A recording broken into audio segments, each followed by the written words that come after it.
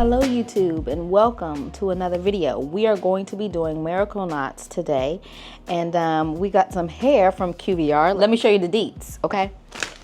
So we got some QVR hair, human hair obviously. We did P4, 27, 22, so it's a bit of a mix, and it's 22 inches burmese curl, whatever the vibe is. We're going to be doing this on a client of mine that I haven't seen in a long time. She's actually family.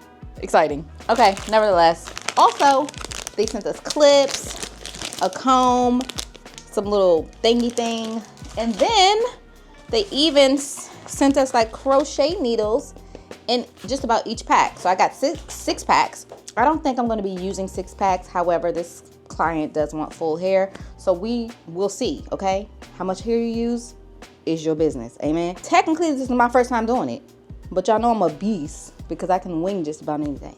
So I'm about to wing the hell out of this, and it's about to be lit. I'm about to do some miracle knots. I'm gonna talk y'all through it. We're gonna be cute at the end, okay? Well, she gonna be cute, okay? Let's go.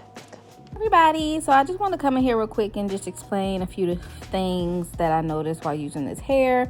Number one, I tried a couple of different methods. I end up liking the method of feeding the hair in as I braid it down so we could have hair at the end, and then crocheting the hair up the braid as much as I wanted to, as full as she wanted. We were able to gauge as we added more hair.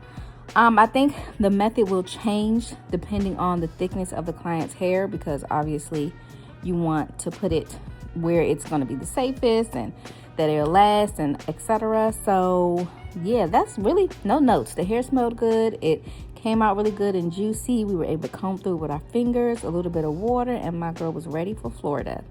So if you have any questions, let me know. Thank you QVR hair for letting me try this hair out. Have a good weekend. Bye.